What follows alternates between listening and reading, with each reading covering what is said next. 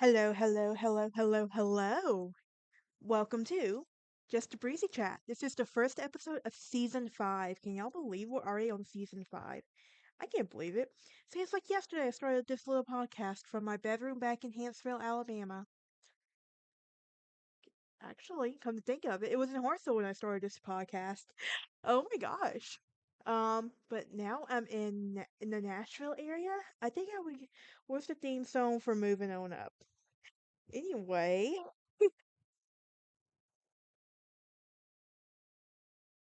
if you're new here, hit that like button, ring that bell for notifications. Also, please subscribe. Help our girl out. Oh my gosh. So today, you're probably wondering what we're going to be talking about. Well, today's episode is called Toxicity and Signs to Avoid. What is toxicity? Well, toxicity is when a person has more control than the other and displays negative behaviors. So, in honor, we must talk about some toxic Reddit stories I've found. So here's the first one. Shall we begin?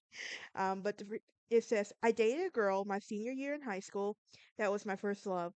I was still learning a lot about things, about myself, and it was my first real summer of doing things that I wanted to do rather than myself. My freshman year of college, I came back every weekend every time to spend time with her. And she was a grade below me, and although we were the same age. And we started to argue more, and she also told me that college was changing me and told and not for the better. And so I started doing more for her, even coming in the middle of the week for anniversaries, Valentine's Day, etc. It was an hour and a half drive each way from where I was staying to her house. That summer, she cheated on me, and when I found out, I confronted her about it, and she was completely unapologetic. So, she even said that she was unsure about us in, because I wasn't around and college had changed me, and she didn't even feel like we were a couple anymore. I thought it was my fault. I wanted to be with her so much that I worked on our relationship even harder. And we got back together. I forgave her and I was visiting her more. My grades were starting to slip, but I didn't care. I just wanted to be with her. So my sophomore year of college, she was a freshman in the same college, and we spent even more time together, but she was even more mad at me. If we didn't spend enough time every minute outside of class together, she would accuse me of cheating. She kept telling me I was that I had changed, so she broke up with me. So I left her and went to my best friend's room. He's a guy, BTW. Um, and that night, she called me crying, saying that she missed me and she made a terrible mistake. I believed her and I went back to her, but nothing changed. Over the course of the next 2 weeks, she broke up with me when 3 more times. I was tired. I came to my senses. She was controlling me, making me believe all of her problems were my fault, and I wasn't the boyfriend that she wanted me to be. I realized that nothing um I did was going to make her happy enough. So I broke up with her. I told her I couldn't take it anymore and that she would be happier with someone else. She texted me every once in a while for the next couple of months, but I didn't want to rekindle those flames, but I still loved her. But she didn't really love me. That's been 6 years ago.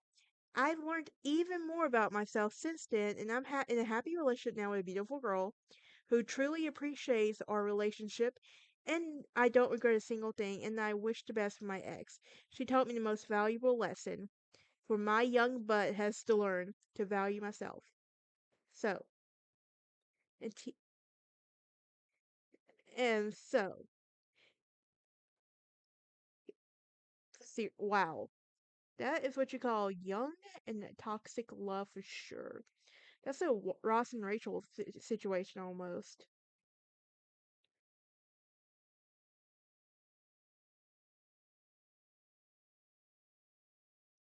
Hmm.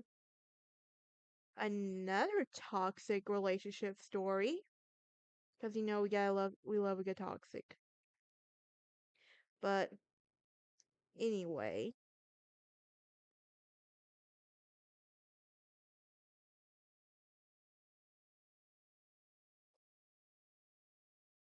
28 female at a loss with 29 female sisters. Constant manipulation. What can I do?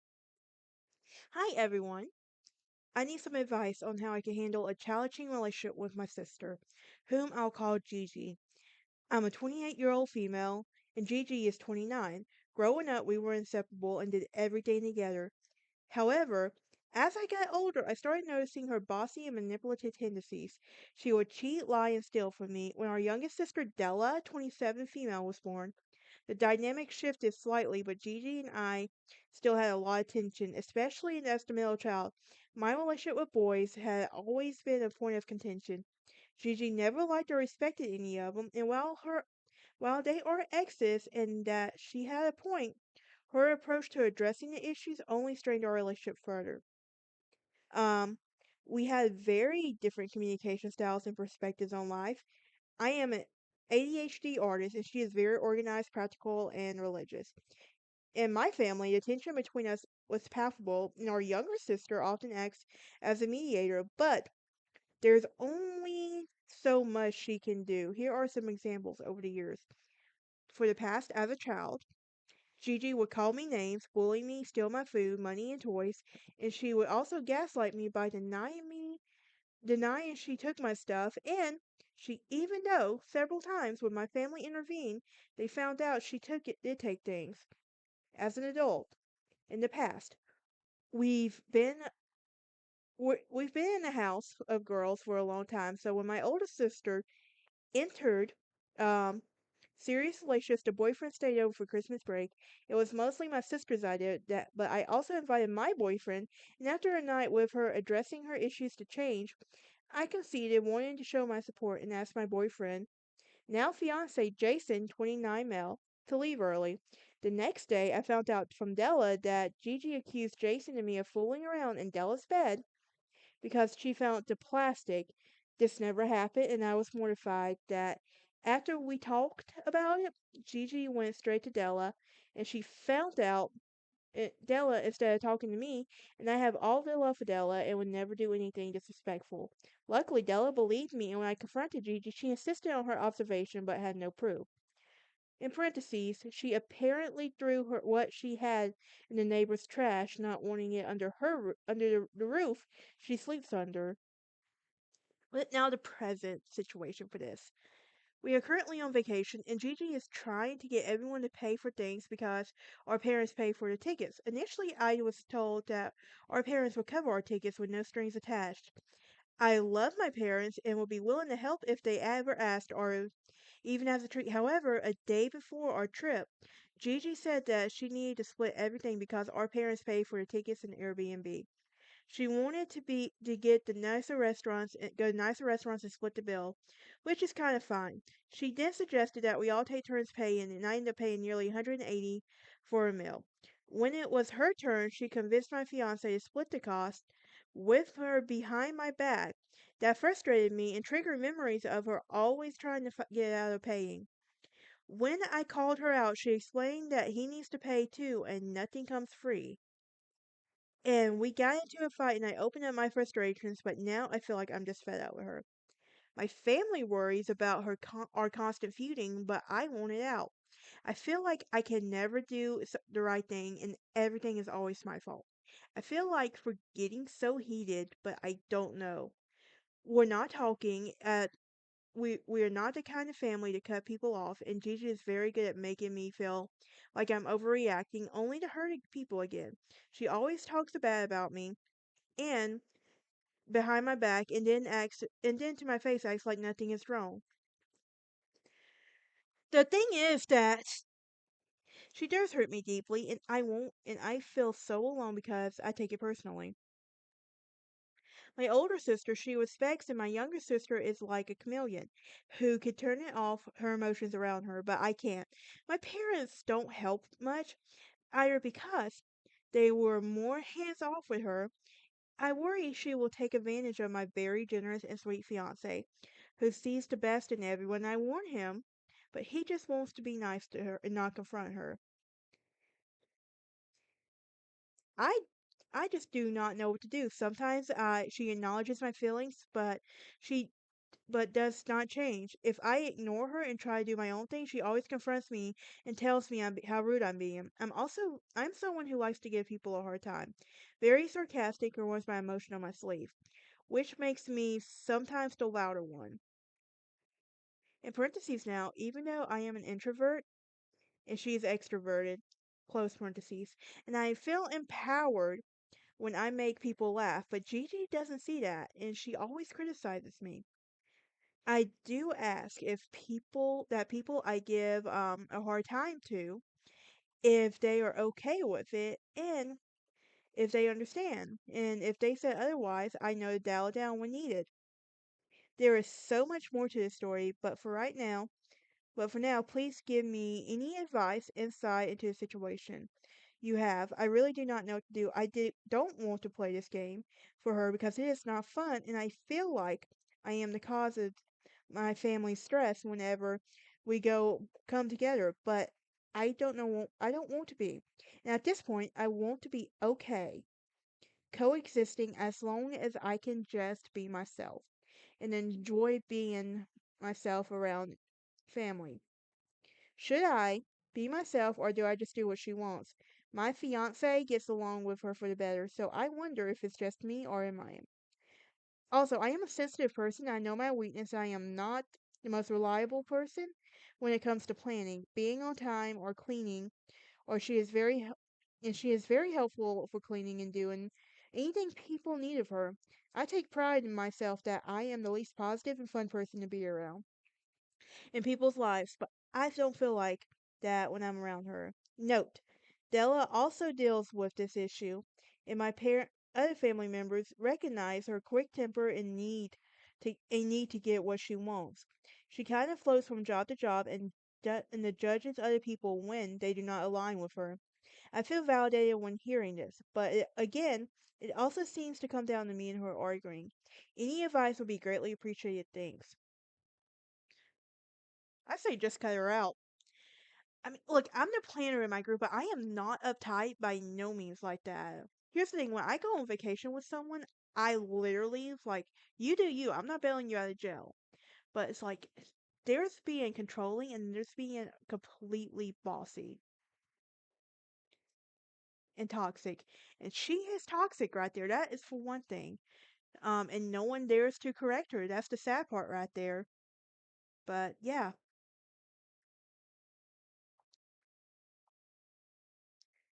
Um But who are some toxic characters? Um, well, there's Ross Geller from Friends. There's the on and off relationship with Rachel which was toxic from the beginning. There's controlling and being easily jealous of her ex's and male coworkers and love bombs her. There's constantly sending her gifts to the office and making her look unprofessional. He also didn't take let's take their drunk marriage into account. He literally lied about getting divorced because he did not want to be divorced again. Um, and everything. And she rightfully had the right to be mad. She really did. But he chases her and they get back together. And I personally, in the very end, and here's the thing, I personally think I'm gonna get catch a lot of hate for this one. Ross and Rachel should have never gotten back together. I feel like Rachel should have gone to Paris and stayed on the plane.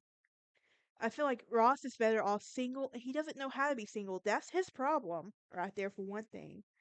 But who else is another toxic character from TV? Chuck Bass from Gossip Girl. He's manipulative, spoiled, cruel, not kind to his friends, disrespectful to women. Come on, and he even traded his girlfriend to his uncle in order to regain control of the hotel. Okay, now let's talk about some toxic couples on TV that we see. So, we have Ross and Rachel, as I just talked about. We have Olivia and Fitz from Scandal, Blair and Chuck, Alex and Piper, Alina and Damon. So when I think of Alina and Damon, do you remember there's a scene in the Vampire Diaries where it's like, I just killed your brother. That's why we're not good together. We're toxic for each other. Yeah. Carrie and Big, that was the on again off again couple that she should have just stayed with Aiden. I'm sorry, she should have.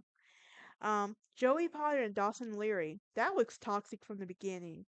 I get there's a childhood best friends and it's a trope, but still, come on. Um, Harley Quinn and the Joker, Rory and Dean. I get it, first love and everything, but he was looking back at episodes like he was just toxic and everything. Allie and Noah, Archie and Veronica, Cersei and Jamie. Okay, while we're on the topic of this, okay, I have never once seen Game of Thrones, but I've seen something like I was watching an episode of Modern Family, I think, and it was talking about the incestuous relationship between Cersei and I'm like Jamie, and I'm like, okay, this is some VC Andrews level stuff right here. So I did my research, like, oh my gosh, 3 kids with her own brother? That's just toxic and a tragic love story waiting to happen right there. But what are some signs of toxicity? Well, some signs are you give more than you're getting, and it makes you feel devalued and depleted. You feel constantly disrespected, or that things your needs aren't being met. You feel a toll on your self-esteem over time.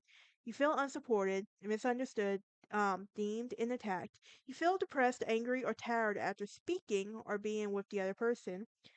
You bring out the worst in each other. For example, your competitive friend brings out a spite-based competitive streak, and it is not enjoyable for you.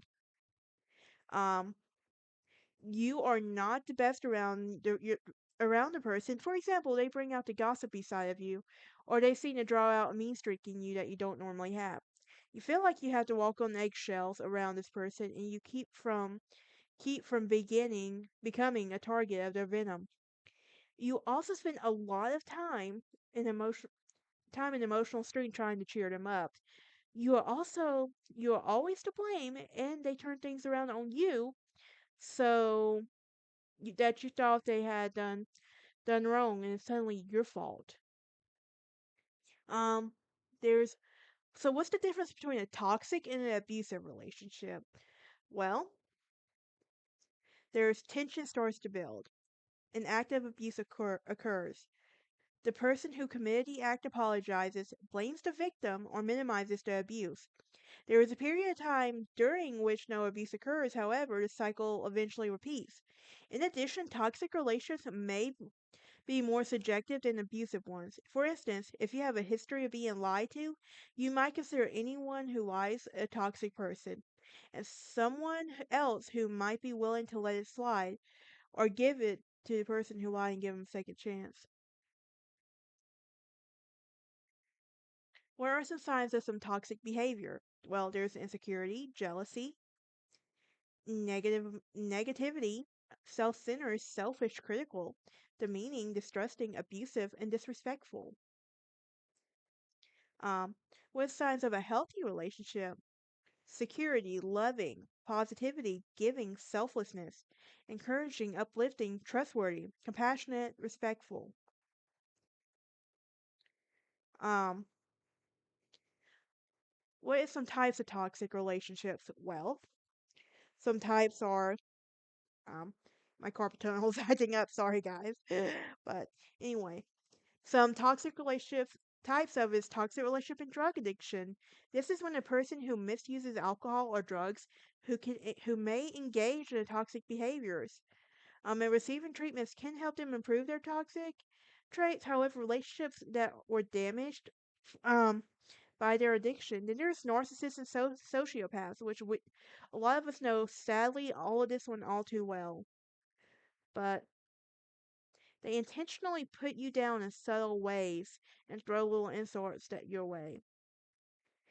Like, and thing is, it doesn't always have to be a partner. It can even be a family member who's a narcissist. And that's the sad part right there. And that family member will deny it. There's family and friends. There's like when family members and friends, it's likely to be more difficult. Since there may be no way to remove a toxic person from your life, um, if you have a serious toxic friend, you may need to simply decrease your time you spend with them. Like go low contact or cut them off. What are some of the effects of a toxic relationship? Well, it can be It can cause real damage to your self esteem and overall mental health. As well as your physical health, there's constant drama in a relationship that can distract us from the other relationships in our lives, leading to a sense of social isolation, which may cause others like depression and worsen quality. You may also find a toxic relationship impacts your ability to engage in self care. You sacrifice many normal routines, and if you are constantly dealing with a tumultuous or toxic person or relationship, this sacrifice can lead to a decline in overall physical and mental health as well. What are some toxic relationships? What about toxic relationships and mental health? Well, one study found that toxic relationships can actually worsen anxiety and stress disorders. On the other hand, healthy relationships can actually improve. Um, what what do you do now? What do we do when we're coping with it? Well, while not every toxic relationship can be avoided, especially among coworkers or a family member, they can manage with, however, boundaries they and self care and awareness. If you find yourself in a toxic relationship where you bring out the worst in one another, you may simply want to work on the relationship and change the dynamic, particularly if there are other benefits in the relationship. Assertive communication and healthier boundaries are often key to bringing out the best in one another, especially if you're both willing to make the change. Talk to the other person about what you're witnessing. Be assertive about your needs, feelings, and also take responsibility for your part in the situation. Discuss what you see as a problem and decide together if you need to change the dynamic to ensure both of you get your needs met. Reevaluate the relationship and ask yourself, is this person causing real damage to my self esteem or overall mental health? Limit the time you spend with people who bring out the frustration or unhappiness into your life. If this is a person, if someone you need to interact with, like a family member or coworker, you may need to limit interaction.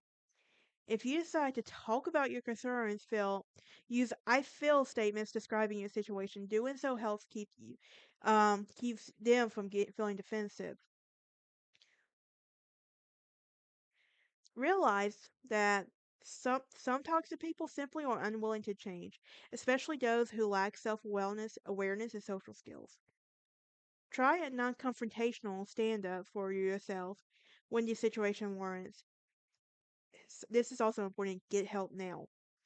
Um, you get the help now. Therapy helps, guys. I'm telling you. Um, what do you do when cutting a toxic person out of your life? Well, if you try setting boundaries and another person refuses to respect them, it's time to end the relationship. It can be challenging to do so, and remember, the most important thing is prioritizing yourself, your needs, and your health. What about leaving a toxic relationship? Tell the person directly that you are choosing to end the relationship and list your reasons. Let the relationship fade away, slowly communicating that this person feels less and less. Discontinue communication immediately. If you choose to communicate with this person directly, you can take accountability for your feelings and try to avoid being hurt. Ultimately, you can't control how they react, but you can use strategies to avoid escalating the discussion. If you are leaving a romantic relationship, you may want to develop a social network in order to safely leave. For instance, if you are concerned about how a person will react, you may choose to speak with them in a public place. Less trusted people, let a trusted person know where you will take place so they can plan to meet up with you afterwards. You may need to stay with a family member or friend until you can figure out your next living situation away from your partner. And when dealing with this type of toxic relationship, it is important to focus on your health and well being. Consequently, if you're dealing with someone who drains you from your energy and happiness, consider removing them from your life, or at least limiting the time you spend. And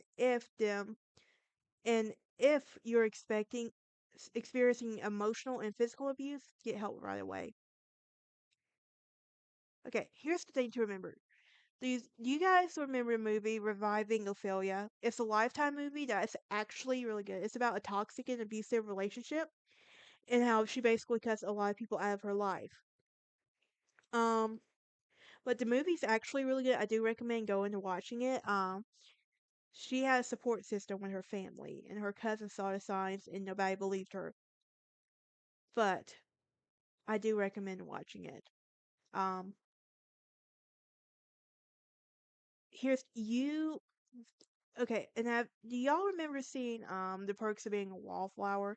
There's a certain scene there where they're standing at the party room, and Emma Watson's character goes, "Why do I accept the love that I think I deserve?" You don't deserve that kind of love. You don't, no matter what happens. But yes. All right, that is it for this episode. I will see y'all next time as we talk about good girl trauma. If you're like me, who's a good girl, you know what I'm talking about. And I really hate that word, good girl. Ugh. But I'll see y'all next time. Y'all have a great day.